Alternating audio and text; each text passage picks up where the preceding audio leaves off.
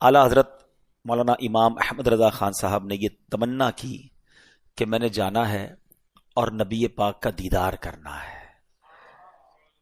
حاضری تو دیتے ہیں، اس بار آقا کو اپنی آنکھوں سے دیکھنا ہے.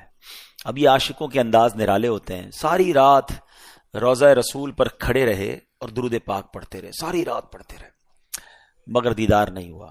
عاشقوں کو آزمایا جاتا ہے، ہاں کبھی کبھی آزمائشیں آتی ہیں. تو اعلیٰ حضرت امام اہل سنت تو کمال کے عاشق تھے، درود پاک بھی پڑھا اور اس کے بعد ایک کلام لکھا یاد مصطفیٰ میں ڈوب کر. وہ کہتے ہیں وہ سوئے لالازار پھرتے ہیں، تیرے دن اے بہار پھرتے ہیں، ہر چراغ مزار پر قدسی کیسے پروانہ وار پھرتے ہیں. اس گلی کا گدا ہوں میں جس میں مانگتے تاجدار پھرتے ہیں. اچھا یہ منظر تو جو بھی مدینے گئے سب نے دیکھا ہوگا کہ دنیا کے بڑے بڑے بادشاہ، بڑے بڑے وزیر اعظم وہ گدا بن کر، غلام بن کر آقا کے دربار میں حاضری دے رہے ہیں. آقا کا در وہ ہے جہاں سے بڑے بڑے تاجدار، یعنی میں بھی بھکاری ہوں تو بڑے بڑے تاجدار بھی اس در کے بھکاری ہیں. اس گلی کا گدا، گدا کہتے ہیں فقیر کو، بھکاری کو، غلام کو، کہ اس گلی کا گدا ہوں میں جس میں مانگتے تاجدار پھرتے ہیں. اچھا لکھتے لکھتے اعلیٰ حضرت نے جو مقطع لکھا نا، وہ بڑی جس کو کہتے ہیں نا دل کی آواز تھی. سمجھو نا اگر اس بات کو ہے انکساری کیسی کی کہ اے رضا تیری کیا اوقات ہے، تجھے کون پوچھے گا، ہے تجھے دیدار کیوں کرایا جائے، ہے تیری بات کیوں سنی جائے، تجھ سے تو بہت سارے نبی پاک کے چاہنے والے، تیرے جیسے سگ، تیرے جیسے کتے تو بہت سارے. اگر اس کو میں اور آپ اس انر فیلنگ کے ساتھ اس کو پڑھے نا کہ کوئی کیوں پوچھے تیری بات رضا، تجھ سے کتے ہزار پھرتے ہیں. یہ کہ ہم اعلیٰ حضرت سے محبت کرتے ہیں تو ہم کہتے ہیں تیرے شیدا ہزار پھرتے ہیں، تجھ سے شیدا.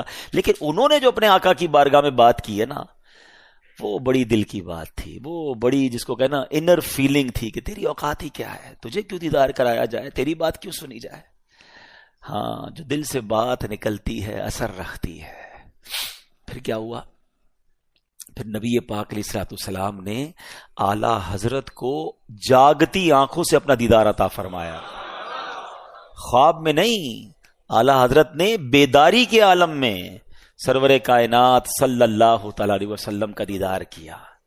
تو بات یہ ہے کہ وہاں دل کی سنی جاتی ہے، پکارنا چاہیے اور پکار دل سے ہونی چاہیے. وہ کہتے ہیں نا فریاد امتی جو کرے حال زار میں، پریشان ہونا، دکھی ہونا، پکارو انہیں، ہاں یاد کرو انہیں، وہ بڑے کریم ہیں. آقا تو قرآن کہتا ہے نا کہ مومنین پر بڑے مہربان ہیں، رؤوف ہیں، رحیم ہیں. وہ مومنین پر مشقت آ جائے تو انہیں گرا گزرتا ہے، وہ ہماری ماں سے زیادہ ہمیں محبت کرنے والے ہیں. تو کیا فرمایا؟ فریاد امتی جو کرے حال زار میں، ممکن نہیں کہ خیر بشر کو خبر نہ ہو، واللہ وہ سن لیں گے، فریاد کو پہنچیں گے. اتنا بھی تو ہو کوئی جو آہ کرے دل سے. بس دل سے اگر پکارا جائے تو آج بھی کرم ہوتا ہے. آپ نے مدینے جانا ہے، آپ نے رسول پاک علیہ الصلوۃ والسلام کا دیدار کرنا ہے، آپ نے عشق رسول کی خیرات مانگنی ہے، اپنے دل کی بات انہیں بتانی ہے، تو دل سے بات کریں. ہاں اور درود پاک کی کثرت کریں. اعلیٰ حضرت نے بھی تو ساری رات درود ہی پڑھا تھا نا. ہاں درود پڑھتے رہیں. دکھوں نے تم کو جو گھیرا ہو تو درود پڑھو، جو حاضری کی تمنا ہو تو درود پڑھو. درود پاک کی کثرت کریں، آج بھی کرم ہو جاتا ہے. ہاں آنکھ والا تیرے جوبن کا تماشا دیکھے. ہاں آنکھ ہونی چاہیے ایسی. گناہ کر کے گندی چیزیں دیکھ کر آنکھوں سے حرام دیکھتے ہیں، پھر کہتے دیدار مصطفیٰ چاہیے. اگر آنکھ سے سرکار دو عالم علیہ الصلوۃ والسلام کا دیدار کرنا ہے، اگر کعبے کا دیدار کرنا ہے، گنبد خضرا دیکھنا ہے، تو آنکھیں پاک بھی تو رکھو نا، آنکھوں سے حرام بھی تو نہ دیکھو نا. آنکھ صاف ہوگی اور پاک کیسے ہوگی؟ خوف خدا سے رونے میں، عشق رسول میں آنسو بہیں گے نا، تو یہ آنکھیں انشاءاللہ پاک ہونے لگ جائیں گی. بری چیزیں نہ دیکھو. شاعر کہتے ہیں آنکھ والا تیرے جوبن کا تماشا دیکھے، دیدائے کور کو کیا آئے نظر کیا دیکھے. تو اللہ کرے کہ ایسی آنکھیں بھی نصیب ہو جائیں. بڑی پیاری بات مفتی اعظم ہند مصطفیٰ رضا خان صاحب نوری لکھتے ہیں نا، کچھ ایسا کر دے میرے کردگار آنکھوں میں،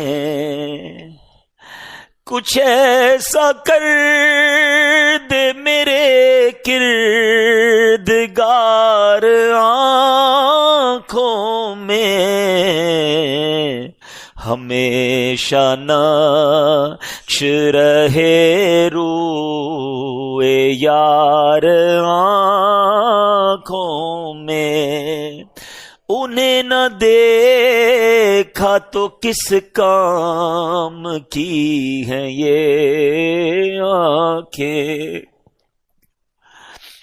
انہیں نہ دیکھا تو کس کام کی ہیں یہ آنکھیں، کہ دیکھنے کی ہے ساری بہار آنکھوں میں۔ اللہ ایسی آنکھیں بھی عطا کر دے، وہ جلوے بھی عطا کر دے، دیدار بھی عطا کر دے، تو انشاءاللہ ہم غلام ہیں، مانگ تو سکتے ہیں نا، قابل نہیں، ہم بھی مانتے ہیں قابل نہیں ہیں، ہماری آنکھیں اور دیدار مصطفیٰ کہاں ہیں، ہم تو گندے نکمے، مگر امتی تو ہے نا، جن کے واقعات سنتے ہیں، جن کے معجزات سنتے ہیں، جن کی باتیں سنتے ہیں، ان سے پیار بھی تو ہے نا، تمنا تو کر سکتے ہیں، منہ بھی چھوٹا ہے، اوقات بھی نہیں ہے، مگر کریم کا در ہے، ہمارا کام مانگنا ہے، ہمارا کام التجا کرنا ہے۔ وہ بڑے ہیں، وہ آقا ہیں، وہ اس وقت بھی نوازتے تھے، وہ آج بھی نوازتے ہیں، بس کرم کی باتیں ہیں۔ اللہ کرے کہ ہمیں بھی دیدار مصطفیٰ نصیب ہو جائے، ہمیں بھی بار بار دیدار مدینہ نصیب ہو جائے۔ اے کاش کبھی ایسا بھی ہو خواب میں میرے، ہوں جس کی غلامی میں وہ آقا نظر آئے، ہوں جس کی غلامی میں وہ آقا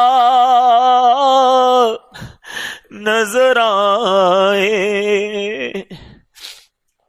انشاءاللہ انشاءاللہ آقا ضرور کرم فرمائیں گے۔ ہم پکارتے رہیں، اپنے اعمال درست کرتے رہیں، ایسے کام بھی تو نہ کریں نا جن سے وہ ناراض ہوتے ہیں، ایسی باتیں بھی تو نہ کریں جن سے وہ ناراض ہوتے ہیں۔ آقا فرماتے ہیں نماز پڑھو اور میری آنکھوں کی ٹھنڈک ہے، تو انشاءاللہ نیت کریں کہ اب ساری زندگی نبی پاک کی آنکھوں کی ٹھنڈک، انشاءاللہ ہم نماز کبھی نہیں چھوڑیں گے انشاءاللہ۔ آج کے بعد ہماری کوئی نماز قضا نہیں ہوگی انشاءاللہ۔ سنتوں پر عمل کریں، یقین کریں یہ دنیا کی محبت، مال کی محبت، یہ کچھ بھی کام نہیں آئے گی۔ راکا راضی ہو گئے نا تو بیڑا پار ہو جائے گا، یہ ساتھ لے جائیں گے جنت میں انشاءاللہ۔ ہاں شفاعت انہوں نے کرنی ہے، یہ راضی ہو جائے، وہ راضی ہو جائے، دوست راضی ہو جائے، رشتہ دار راضی ہو جائیں، فیملی راضی ہو جائے، اسی چکر میں ساری زندگی گزار دی ہے۔ کبھی سوچا اللہ رسول راضی ہو جائے، یہ ناراض نہ ہو، خدا را انہی کو ٹارگٹ رکھو، جس سے رب راضی، اس کے حبیب راضی، اس سے سب راضی۔ ہم باقی لوگوں کو خوش کرنے کے چکر میں اللہ اور اس کے رسول کو ناراض کر بیٹھتے ہیں۔ اپنی زندگی کا ٹارگٹ سیٹ کر لے، انشاءاللہ زندگی اور آخرت، دنیا اور آخرت دونوں بہتر ہو جائے گی۔ اللہ مجھے بھی سچا عشق رسول عطا فرمائے، آپ کو بھی سچا عاشق رسول بنا دے۔ اللہ کرے بس آقا کی یادیں دل میں رہے۔ ہاں میں آپ کو صحیح بتاؤں، ابھی اس وقت جس کیفیت میں ہم لوگ ہیں، آپ کو اپنا کوئی غم یاد آ رہا ہے؟ آپ کو اپنی کوئی پریشانی یاد آ رہی ہے؟ نہیں آ رہی۔ کیوں نہیں آ رہی؟ سیدی اعلیٰ حضرت کہتے ہیں ان کے نثار کوئی کیسے ہی رنج میں ہو۔ دنیا کی تکلیفیں ہیں نا، پریشانیاں ہوتی ہیں، مگر جب آقا یاد آتے ہیں نا تو پھر پتہ کیا ہوتا ہے؟ ان کے نثار کوئی کیسے ہی رنج میں ہو، جب یاد آ گئے ہیں سب غم بھلا دیے۔ جب آقا کی یاد دل میں ہو نا پھر دنیا کے غم نہیں یاد رہتے، تو ان کی یاد رکھو۔ ہاں ان کی رہیں ان کے جلوے، بسیں ان کے جلوے، میرا دل بنے یادگار مدینہ۔ بس اللہ کرے کہ سرکار کی یاد دل میں رہے، دنیا کی محبت سے نکل جاؤ، اللہ اور اس کے رسول کی محبت دل میں آ گئی نا، زندگی کا مزہ آ جائے گا۔ ہاں ہم بعض اوقات محفل میں تو آنسو بھی بہاتے ہیں، نعت ہوتی ہے تو کچھ رکت بھی طاری ہو جاتی ہے، مزہ پتہ ہے کیا ہے؟ ٹھیک ہے محفل میں بھی ہونا چاہیے مگر اکیلے میں. ہاں کوئی دیکھے نا, میں ہوں اور میرے آقا کی یادیں ہوں, میں ہوں اور مدینے کی یادیں ہوں, ہے نا. دل میں ہو یاد تیری, گوشے تنہائی ہو, پھر تو خلوت میں عجب انجمن آرائی ہو. اللہ کرے کہ ہمیں ایسی خلوتیں بھی نصیب ہو جائیں, اکیلے میں بھی ہم گناہ نہ کریں, درود پاک پڑھیں, تلاوت قرآن کریں, اکیلے میں بھی ہم اللہ اور اس کے رسول کو یاد کریں, تو پھر دیکھیں انشاءاللہ یہ جو تنہائیاں ہیں نا, ہاں اللہ کو بڑا پسند ہے وہ بندہ. آپ کو پتہ ہے ہم ماشاءاللہ اجتماع میں آتے ہیں, محفل میں دعا ہوتی ہے, ہم روتے بھی ہیں, اچھی بات ہے, مگر وہ لوگ جن کو قیامت کے دن اللہ کے عرش کا سایہ ملے گا, ان خوش نصیبوں میں ایک خوش نصیب وہ بھی ہے جو تنہائی میں اللہ کو یاد کرے اور اس کی آنکھوں سے آنسو بہ جائے. ہاں تنہائی میں رونے والا اللہ کو بڑا پسند ہے. تو نیت کریں انشاءاللہ تنہائی میں بھی دعائیں کریں گے. تہجد ابھی موقع ہے, رمضان میں رات جاگتے ہیں نارملی ہم نا, تو کوشش کیا کریں یہ رات گھومنا پھرنا چھوڑے, گھر کے کسی کونے میں مصلی بچھائیں, تہجد پڑھیں, تو کچھ تلاوت کریں اور پھر اللہ سے باتیں کریں. ہاں یہ بڑا پیارا وقت ہوتا ہے, رمضان کی راتیں اور اللہ سے باتیں ہیں. یا اللہ میں پریشان ہوں, یا اللہ میں دکھی ہوں, اے اللہ بیمار ہوں, میرے بھائی کا مسئلہ ہے, بہن کا مسئلہ, کتنے مسئلے ہمارے, کسی کا کاروبار کا پرابلم, کسی کا اولاد کا مسئلہ, سب سے کہتے ہو رب سے کیوں نہیں کہتے؟ اور یہ جو اکیلے میں باتیں ہیں نا اللہ سے, ہاں اس کا مزہ ہی اور ہے, اس کی فیلنگز ہی اور ہے. مجھے ایک بات بتاؤ, کبھی آپ جس کے پاس ماں ہے, خوش نصیب ہو جس کے پاس ماں ہے, جس کی ماں نہیں ہے اس سے پوچھو اس کو کتنا یاد آتی ہے. کبھی ایسا ہوا ہوگا زندگی میں کہ آپ پریشان ہوں گے کسی وجہ سے اور رات نیند نہ آ رہی ہو, اور اپنی ماں کے پاس گئے ہوں گے کہ ماں جی بیمار ہوں, ماں جی پریشان ہوں, کاروبار کا پرابلم ہو گیا, فلاں چیز میں پھنس گیا ہوں. تو کیا ماں کروٹ بدل کر سو گئی تھی؟ ماں کی نیند اڑ گئی تھی. ماں نے سینے لگایا تھا کہ بیٹا گھبرا نہیں میں ہوں, اور ماں نے دعائیں شروع کر دی. ایسا ہی ہے نا, یہ ہوتی ہے ماں, ہم سے زیادہ تکلیف میں آ جاتی ہے, پھر بھی ماں کی قدر لوگ نہیں کرتے. لیکن سچ بتاؤ, کبھی رات کو بستر سے اٹھ کر میں اس کی بارگاہ میں چلا جاؤں جو میری ماں سے بھی کئی گنا زیادہ چاہنے والا ہے, اور اس سے کہوں مولا پریشان ہوں, مولا تکلیف میں ہوں, بیماری میں ہوں, قرضے میں ہوں, مدینے جانا ہے, انتظام نہیں ہے, جو پرابلم ہے کہو نا اس سے, کیا وہ اس کی رحمت تمہیں اپنے دامن میں تمہیں نہیں چھپائے گی؟ یقیناً کرم ہوگا. دل سے دعائیں کرنا سیکھو, اکیلے میں رب سے باتیں کرنا سیکھو, آنسو بہانا سیکھو, اس کا مزہ ہی اور ہے. ادھر ادھر دھکے کھاتے ہو نا, سارے دھکے ختم ہو جائیں گے اگر اللہ کی بارگاہ میں سر جھکا لو گے. اللہ کرے, میرے بے رب جملے ہیں, میں شاید صحیح بات بھی نہیں کر پا رہا, میں اپنی بس جو کیفیت ہے وہ میں بیان کر رہا ہوں. اللہ کرے اس سے کچھ آپ حاصل کر لیں اور ان چیزوں کو اڈاپٹ کریں. اس کا لطف بہت ہے. یہ جو رکت قلبی ہے نا, اللہ کی یاد, اس کے حبیب کی یاد, اس کی یاد میں آنسو بہانا, اس کا مزہ ہی اور ہے. اللہ مجھے بھی نصیب فرمائے اور آپ کو بھی نصیب فرمائے. درود پاک پڑھ لے, صلو علی الحبیب.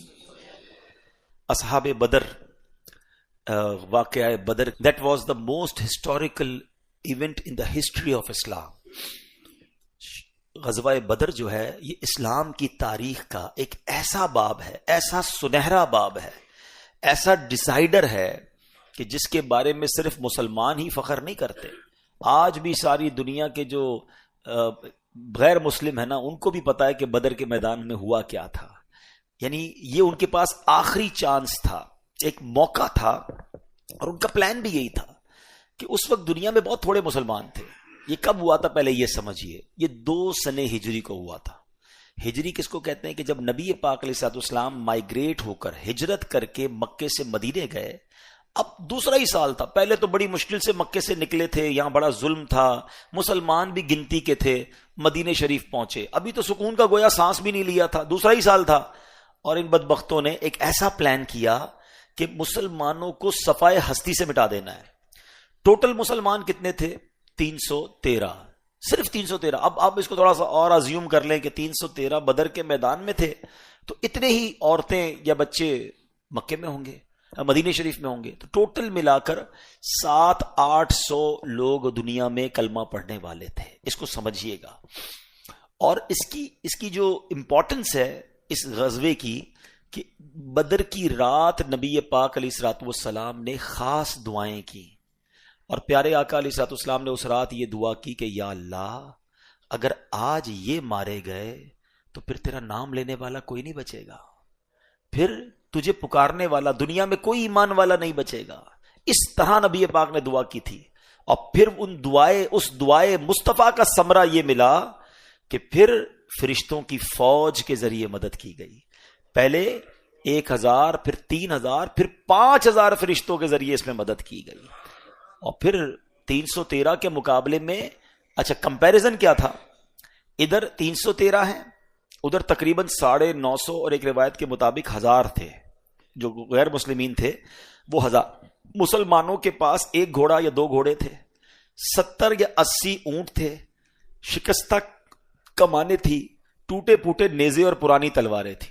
مسلمانوں کے پاس صرف یہی تھا، اور ان کے پاس کیا تھا؟ 950 افراد تھے، 100 برق رفتار گھوڑے تھے، 100 زرہ پوش جنگجو تھے، بلڈ پروف جس کو کہیں جیکٹ پہنے ہوئے وہ تھے، اور اسی طرح 600 اعلی نسل کے اونٹ تھے، اور کھانے پینے کے ذخائر تھے۔ وہ روز کئی اونٹ ذبح کرتے اور مل کے کھاتے پیتے، رنگ رلیاں مناتے، ناچ گانے کرتے۔ تو یہ کمپیریزن تھا، مگر ساتھ ایمان تھا، ساتھ جذبہ تھا۔ وہ شاعر کہتے ہیں نا، تھے ان کے پاس 2 گھوڑے، 6 زرہیں، 8 شمشیریں، بدلنے آئے تھے یہ لوگ دنیا بھر کی تقدیریں۔ نہ تیغ و تیر پر تکیا، نہ خنجر پر نہ بھالے پر، بھروسہ تھا خدائے پاک پر لولاک والے پر۔ یہ لشکر سب سے انوکھا، یہ لشکر ساری دنیا سے انوکھا تھا، نرالا تھا، کہ اس لشکر کا افسر مصطفیٰ لولاک والا تھا۔ یہ کیسا لشکر تھا جن کو پتا تھا کہ کمپیریٹیولی تو مارے جائیں گے، مگر نبی پاک علیہ الصلوۃ والسلام ساتھ ہیں، اور اسلام کا ایک جذبہ تھا۔ اور پھر نبی پاک نے جو دعا کی اس رات، اللہ اکبر۔ اسی لیے کہتے ہیں کہ بدری صحابہ کی جو ویلیو ہے نا صحابہ کرام میں، وہ سب سے نرالی ویلیو ہے، ون آف دا موسٹ، جو ٹاپ لیول کے صحابہ کرام آتے ہیں نا، یعنی 4 خلفائے راشدین ہیں، پھر عشرہ مبشرہ ہیں، اور ان کے بعد بدر کے صحابہ کی جو ہے نا بڑی ویلیو ہے۔ بلکہ بعد میں بھی جو بدر کے صحابہ تھے نا، بدری صحابی کہلاتے تھے۔ جب صحابہ کرام آپس میں بیٹھتے نبی پاک کے دنیا سے پردہ فرمانے کے بعد بھی، تو صحابہ کرام دیکھتے کوئی بدری صحابی موجود ہے تو اس کا مشورہ لیتے تھے، ان کو عزت دیا کرتے تھے، کیونکہ یہ اس وقت موجود تھے اور ان سے رب نے مغفرت کا وعدہ فرمایا ہے۔ ویسے تو ہر صحابی نبی جنتی ہے، مگر بدری صحابہ سے بدر کے میدان میں جنہوں نے اپنے آپ کو پیش کیا، خاص طور پہ مغفرت کا وعدہ، ان کے تمام گناہوں کو معاف کرنے کا، ان کی خطاؤں سے درگزر کرنے کا وعدہ فرمایا۔ تو ایسے یہ صحابہ کرام ہیں۔ بہرحال میرے پیارے اسلامی بھائیوں، اب ہوا کیا، تھوڑا سا اس کی ڈیٹیل سمجھتے ہیں اور ایمان تازہ ہوگا۔ 313 صحابہ کرام جب بدر کی مقام پر پہنچے نا، تو مسلمانوں سے پہلے کفار نے اپنا یوں سمجھیے کہ ڈیرا ڈال لیا تھا۔ مسلمانوں نے اپنا سارا سسٹم جو ہے وہاں، غیر مسلموں نے اپنا ڈیرا پہلے ہی جما لیا تھا۔ تو وہ جو جگہ تھی نا، انہوں نے پانی دیکھ کر، نارمل زمین دیکھ کر اپنے خیمے گاڑ دیے۔ مسلمان جہاں پہنچے تو مسلمانوں کے پاس نہ پانی کا کوئی کنواں تھا، اور زمین بھی جو ہے نا وہ ریتیلی تھی، تو اس میں پیر صحیح جمتا نہیں تھا۔ تو اب صحابہ کرام نے نبی پاک سے عرض کی، حضور ہماری جو جگہ ہے نا، جہاں ہم کھڑے ہیں یا جہاں ہم پلان کر رہے ہیں، یہ جگہ سوٹیبل نہیں ہے، ہم کیسے یہاں پر وقت گزاریں گے؟ پانی بھی نہیں ہے، گھوڑے بھی ٹھیک کھڑے نہیں ہو پا رہے، زمین بھی انسرٹن ہے، ریتیلی ہے۔ تو اللہ کے حبیب علیہ الصلوۃ والسلام، سبحان اللہ، نبی پاک پر رب کی کیسی رحمتیں ہیں۔ بدر کے میدان میں ایک بارش آتی ہے، دیکھو یہ غیبی مدد کہتے ہیں نا، بارش اللہ کی رحمت ہے۔ کیسی رحمت والی بارش تھی؟ قرآن میں اس کا ذکر ہے۔ قرآن فرماتا ہے وَيُنَزِّلُ عَلَيْكُم مِّنَ السَّمَاءِ مَاءً لِّيُطَهِّرَكُم بِهِ وَيُذْهِبَ عَنكُم رِجْزَ الشَّيْطَانِ وَلِيَرْبِطَ عَلَىٰ قُلُوبِكُم وَيُثَبِّتَ بِهِ الْأَقْدَامَ۔ قرآن کہتا ہے کہ اور آسمان سے تم پر پانی اتارا تاکہ تمہیں اس سے ستھرا کر دے، اور شیطان کی ناپاکی تم سے دور فرما دے، اور تمہارے دلوں کی ڈھارس بندھائے، اور اس سے تمہارے قدم جما دے۔ سبحان اللہ۔ تو پتہ یہ چلا کہ اس بارش سے ہوا کیا، کتنے فائدے ہوئے؟ کہ 4 فائدے قرآن بیان کر رہا ہے، کہ تاکہ جو بے وضو اور بے غسل ہوں وہ وضو اور غسل کر کے خوب پاک ہو جائیں، صاف ستھرے ہو جائیں، مسلمانوں کے دلوں سے جو شیطانی وسوسہ ہے وہ دور ہو جائے، پھر فرمایا مسلمانوں کے دلوں کو ڈھارس مل جائے کہ اللہ کی مدد ہمارے ساتھ ہے۔ اور جو ریتیلی زمین تھی نا، اب دیکھیں اللہ کی شان دیکھیں، اب ریت پہ پانی پڑے تو وہ سالڈ ہو جاتی ہے، تو وہ ساری جگہ پراپر ہو گئی، سالڈ ہو گئی۔ سامنے کی زمین سالڈ تھی تو وہاں کیچڑ ہو گئی، ان کے لیے پرابلم کھڑی ہو گئی, مسلمانوں کی زمین سٹیبل ہو گئی. وہاں پانی تھا لیکن بہت زیادہ پانی ہو گیا, مسلمانوں کے پاس پانی بالکل نہیں تھا, انہوں نے پونڈز بنا لیے تو اس میں پانی بھی جمع ہو گیا. یعنی ایک بارش نے اس پوری سچویشن کو تبدیل کر دیا. اچھا, پھر بدر کے میدان میں صرف ایک بارش کے ذریعے مدد نہیں آئی. سبحان اللہ. آج کل لوگ, آپ جو بچے ہیں ان کو پتا ہے ایڈیٹنگ کرتے ہیں, کئی سافٹ ویئرز ہیں, چھوٹا سا مجمع ہو اس کو ایڈٹ کر کے بڑا بنا سکتے ہیں, بہت بڑا کراؤڈ ہو اس کو ایڈٹ کر کے چھوٹا کر سکتے ہیں. امیجنیشنز کا دور ہے, گرافکس کا دور ہے. اس وقت پتہ کیا ہوا کہ جنگ کے وقت جب صفیں بنائی گئی نا, مسلمان تو 313 تھے اور کافر بہت زیادہ تھے, مگر اللہ کی شان دیکھیں, روحانی گرافکس دیکھیں کیسے کام آئے کہ مسلمانوں کو کافر تھوڑے نظر آ رہے تھے اور غیر مسلموں کو مسلمان زیادہ نظر آ رہے تھے. یعنی مسلمانوں کا حوصلہ بڑھ گیا کہ اتنے تھوڑے ہیں, ان کو تو نپٹا دیں گے, اور ان کو لگ رہا تھا اتنے زیادہ ہیں, ہم کیسے لڑیں گے. ان کے دل پر خوف طاری ہو گیا اور مسلمانوں کو اللہ پاک نے حوصلہ عطا فرما دیا. ایک اور مدد یہ ہوئی, آج کل ایک فینومینا بڑا ڈسکس ہوتا ہے پاور نیپ کا, کہ جب بھی کوئی بڑا کام کرنا ہے اس سے پہلے تھوڑی دیر کے لیے آپ جو ہے وہ لے لیں, کیا نام ہے, نیند کر لیں 15-20 منٹ کی, آدھے گھنٹے کی, اس کو پاور نیپ کہتے ہیں. تو بندہ اس میں تگڑا ہو جاتا ہے. کچھ لوگ آج کل افطار کے بعد تھوڑی دیر سوتے ہیں تو تراویح کے لیے صحت مزہ آ جاتا ہے, تھوڑے فریش ہو جاتے ہیں. ایسا ہی ہے نا. آپ کو پتا ہے جنگ کے لیے صفیں بن چکی تھیں اور اللہ پاک نے مسلمانوں پر ایک نیند طاری کر دی. یہ کیسے پاسبل ہے کہ دشمن سامنے کھڑا ہو اور سارے کے سارے جو مسلمان ہیں وہ نیند میں چلے گئے. تھوڑی دیر کی نیند تھی لیکن تھوڑی دیر کے لیے انہوں نے پلک جھپک کر جب آنکھیں کھولی تو سارے کے سارے مسلمان فریش ہو چکے تھے. سب کو ایک نئی طاقت مل چکی تھی. وہ کہتے ہیں نا کمپیوٹر ری سٹارٹ ہو جاتا ہے, بندہ تھوڑی دیر کے لیے سوتا ہے لیکن اس کے بعد جب اٹھتا ہے تو سر سے ایک پریشر ختم ہو جاتا ہے, بندہ دوبارہ بڑے کام کے لیے تیار ہو جاتا ہے. تو بدر کے میدان میں یہ بھی ایک سمجھ لیں مسلمانوں کو مدد ملی کہ مسلمانوں پر ایک نیند طاری کر دی گئی. اب کیا ہوا, غزوہ شروع ہونے لگا تو وہاں جو ہے وہ اور عجیب عجیب داستانیں. حضرت سعد بن ابی وقاص رضی اللہ تعالیٰ کے چھوٹے بھائی سیدنا عمیر بن ابی وقاص رضی اللہ تعالیٰ ابھی 9 عمر ہی تھے, چھوٹے ہی تھے. بدر کے موقع پر کبھی ادھر چھپتے تھے کبھی ادھر چھپتے تھے, کیونکہ سلیکشن ہو رہی تھی کہ کون کون لڑائی کے لیے جائے گا. تو حضرت سیدنا سعد رضی اللہ تعالیٰ فرماتے ہیں میں نے تعجب سے پوچھا کیوں چھپتے ہو؟ تو کہتے ہیں کہ مجھے اللہ کی راہ میں لڑنے کا بڑا شوق ہے, شہادت کا شوق ہے, عمر چھوٹی ہے, کہیں نبی پاک مجھے دیکھ کر لائن سے نکال نہ دے. تو پیارے آقا علیہ الصلوۃ والسلام کی توجہ میں آ گئے. نبی پاک نے کہا آپ تو نہیں جا سکتے, آپ کی عمر چھوٹی ہے. تو وہ رونے لگے کہ نہیں میں نے جانا ہے اور میں نے شہید ہونا ہے. اللہ اکبر. نبی پاک علیہ الصلوۃ والسلام نے جب ان کا رونا دیکھا تو ان کو اپنے غزوے میں شامل فرما لیا. یہ وہ لوگ تھے جو جان دینے کے لیے روتے تھے. آج گناہ کرنے کے لیے ماں باپ کے آگے بچے رو رہے ہوتے ہیں, میں نے ادھر جانا ہے, میں نے ادھر جانا ہے. یہ کیسی تربیت تھی, یہ کیسے لوگ تھے. اور پھر یہ شریک بھی ہوئے اور اللہ کی راہ میں شہید بھی ہو گئے. اچھا 2 اور بچے تھے, انہوں نے تو کمال کر دیا نا. نبی پاک علیہ الصلوۃ والسلام کا جو سب سے بڑا دشمن ہے نا ابو جہل ہے. اس امت کا فرعون کہا گیا اسے. پیارے آقا علیہ الصلوۃ والسلام کا سب سے بڑا وہ دشمن تھا. اب 2 بچے جو تھے, حضرت عبد الرحمن بن عوف کہتے ہیں جب لائنیں لگی ہوئی تھیں تو 2 بچے میرے پاس آئے, کہا حضرت یہ بتائیں ابو جہل کہاں ہے؟ تو تمہیں کیا کام ہے ابو جہل سے؟ چھوٹے بچے. وہ بچوں نے جو کہا نا وہ شاعر نے اپنے الفاظ میں بیان کیا. کہتے ہیں قسم کھائی ہے مر جائیں گے یا ماریں گے ناری کو. قسم کھائی ہے مر جائیں گے یا ماریں گے ناری کو, سنا ہے گالیاں دیتا ہے وہ محبوب باری کو. اور ان بچوں کو جب بتایا نا حضرت عبد الرحمن بن عوف نے کہ وہ رہا ابو جہل, وہ دوڑتے ہوئے گئے اور دونوں بچوں ان پر حملہ کر دیا اور اتنے وار کیے تلوار کے کہ ابو جہل کو واصل جہنم کر دیا.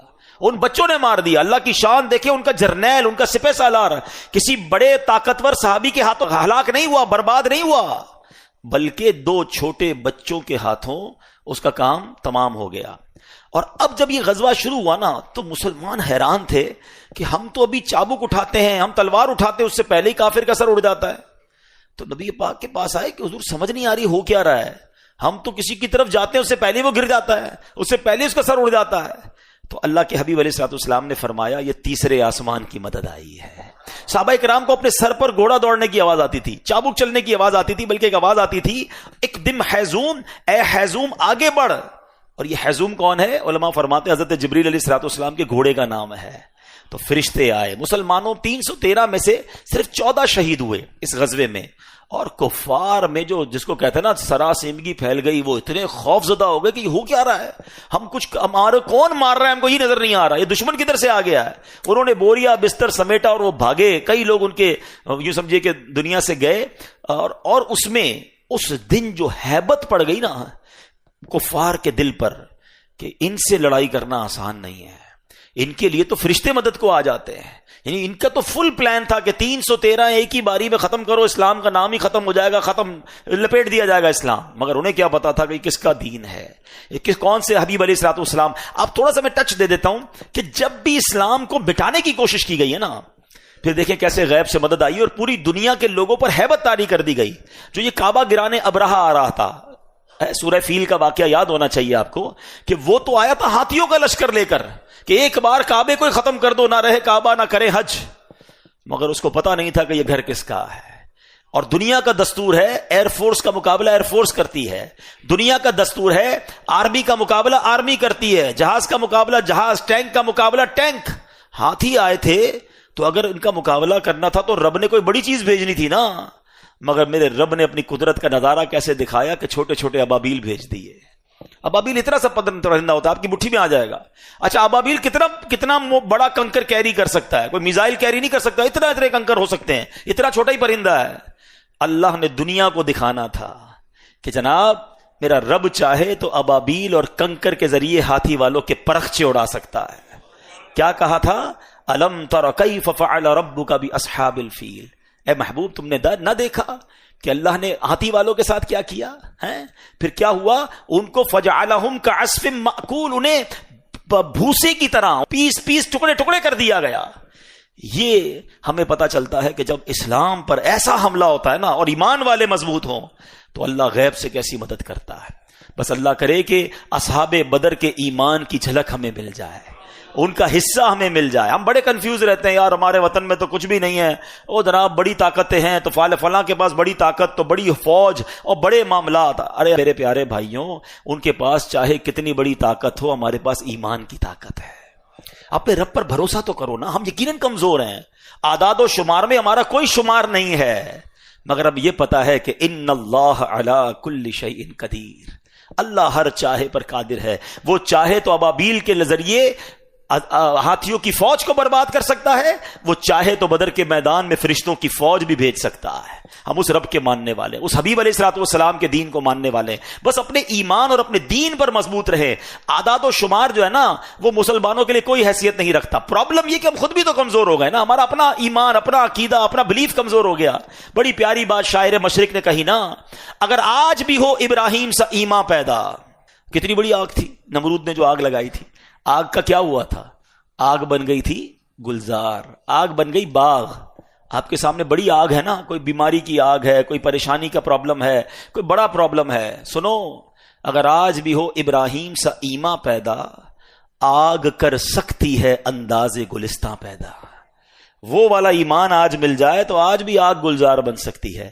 تو بہرحال میرے پیارے اسلامی بھائیوں, ہم سب نے یہ بات ذہن میں رکھنی ہے کہ ہمیں اپنے بدر کے اس واقعے سے ایمان کو مضبوط کرنا ہے. اچھا, بدر کے میدان میں ایک اور بہت خوبصورت بات یہ ہوئی کہ ایک رات پہلے ابو داؤد شریف کی حدیث ہے.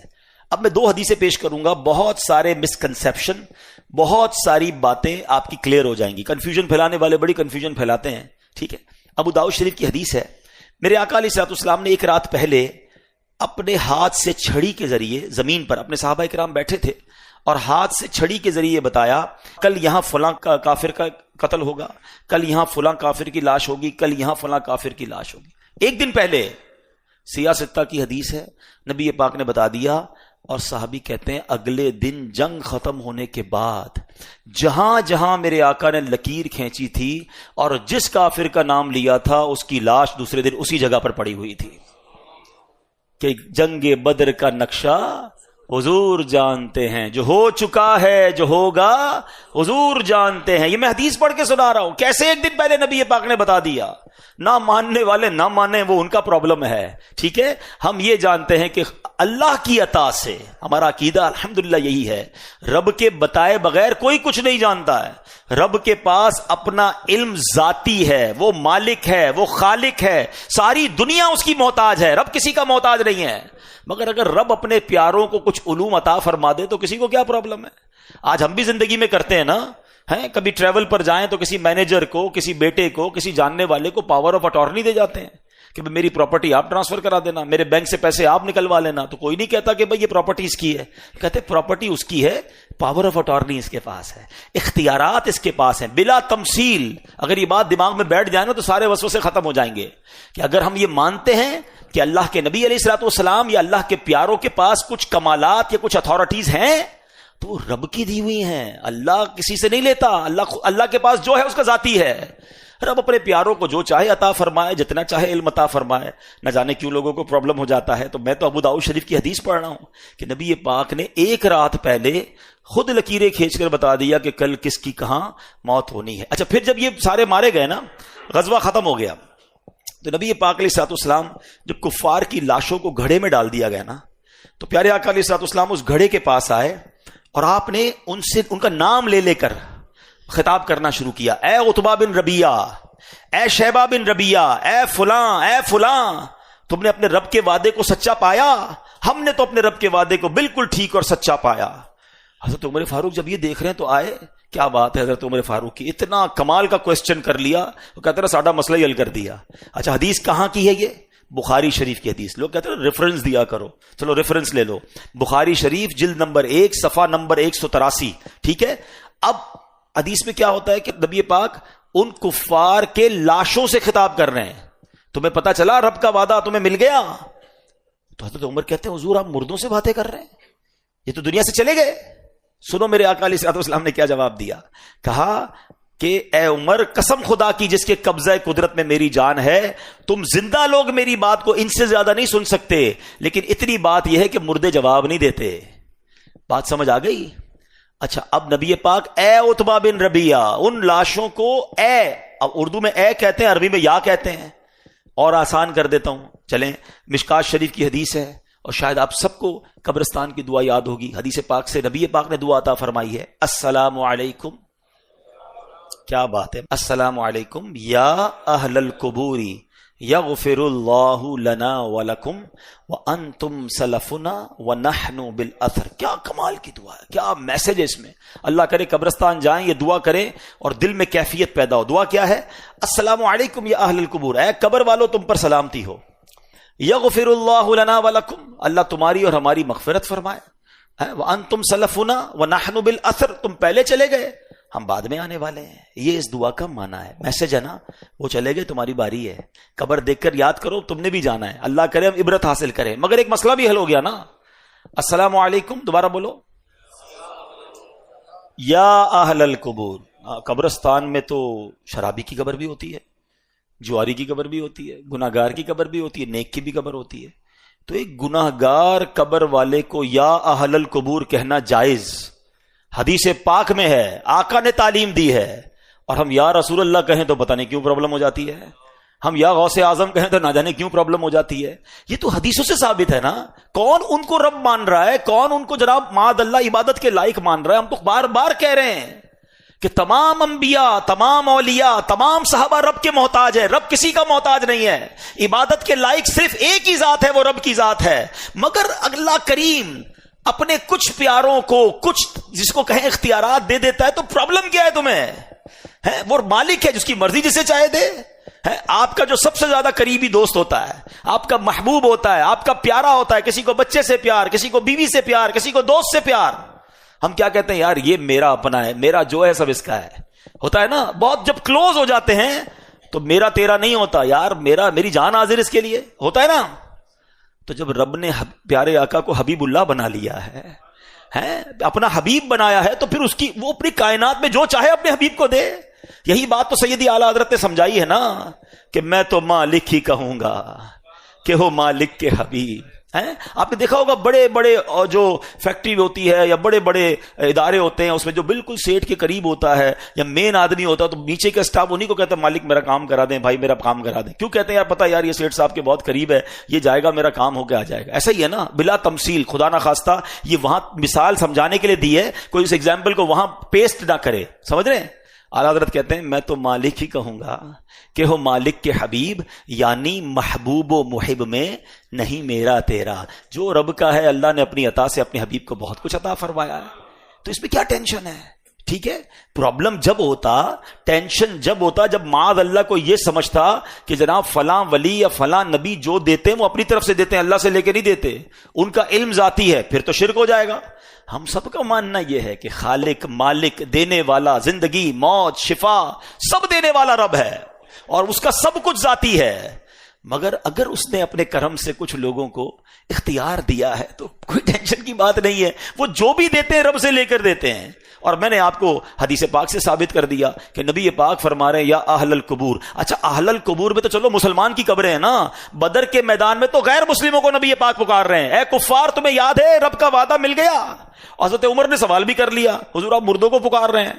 تو امید ہے آئندہ کوئی کنفیوز کرنے کی کوشش کرے گا تو انشاءاللہ آپ کنفیوز نہیں ہوں گے. نبی پاک کو اللہ نے بڑے کمالات سے نوازا. چلو ایک اور حدیث سن لو. لوگ کہتے ہیں قرآن و حدیث سے بات کریں، آپ سب کو وہ حدیث یاد ہونی چاہیے. پیارے آقا علیہ الصلوۃ والسلام ایک بار احد کے پہاڑ پہ گئے. احد پہاڑ پہ زلزلہ آنا شروع ہو گیا. عاشق کہتے ہیں احد جھومنے لگ گیا. عشق کی زبان میں احد، نبی پاک آ گئے تو وہ جھومنے لگ گیا، ویسے زلزلہ آ گیا. اچھا ارتھ کویک، زلزلہ وہ آفت ہے، اتنی سائنس نے ترقی کر لی، آج تک دنیا کی کوئی طاقت نہ زلزلے کی پریڈکشن کر سکتی ہے کہ کب آئے گا، اور آ جائے تو روک بھی نہیں سکتی ہے. مگر دیکھو میرے نبی کی شان، سبحان اللہ. حدیث کے الفاظ ہیں میرے آقا نے احد پہاڑ کو ٹھوکر لگائی، اے احد رک جا، کیا تجھ پر ایک نبی، ایک صدیق اور 2 شہید ہیں. احد کا زلزلہ رک گیا. 2 باتیں سیکھنی ہیں. ایک تو اللہ نے نبی پاک کو اتھارٹی کیسی دی ہے. سیدی اعلیٰ حضرت فرماتے ہیں نا، ایک ٹھوکر سے احد کا زلزلہ جاتا رہا. آقا نے ٹھوکر لگا دی نا، ایک ٹھوکر سے احد کا زلزلہ جاتا رہا. رکھتی ہیں کتنا وقار اللہ اکبر ایڑیاں. اللہ نے ایسا کمال دیا، یہ تو شان مصطفیٰ ہے. مگر ایک سوال ہے جناب. پیارے آقا نے فرمایا ایک نبی، ایک صدیق اور 2 شہید ہیں. نبی تو نبی پاک علیہ الصلوۃ والسلام ہو گئے، صدیق ابو بکر صدیق رضی اللہ تعالیٰ ہو گئے. 2 کون ساتھ تھے؟ حضرت عمر ساتھ تھے، حضرت عثمان ساتھ تھے. پیارے آقا کو پہلے کیسے پتا چل گیا کہ یہ شہید ہوں گے؟ یہ تو حیات تھے نا، ساتھ موجود تھے پہاڑ پر. مطلب اور کتنی آپ کو حدیثیں اور ایویڈنس چاہیے کہ اللہ نے اپنے حبیب کو بہت سارے علوم سے نوازا تھا، اور ہم تو غلام ہیں. اچھا غلام کو تو خوش ہونا چاہیے. پتہ نہیں کیوں پرابلم ہوتی ہے لوگوں کو، بھائی آپ کے نبی کو اتنا بڑا مقام ملا تو آپ کو تو خوش ہونا چاہیے. کچھ لوگوں کو پتہ نہیں کیوں پرابلم شروع ہو جاتی ہے. ارے ہم تو ان کے امتی ہیں، ہی ہماری خوش نصیبی ہے. وہ ہمارے نبی، ان کے ہم امتی. امتی تیری قسمت پہ لاکھوں سلام. تو ہمیں تو انجوائے کرنا چاہیے جب اللہ کے نبی کی شان بیان ہو اور ان کے کمالات بیان ہو.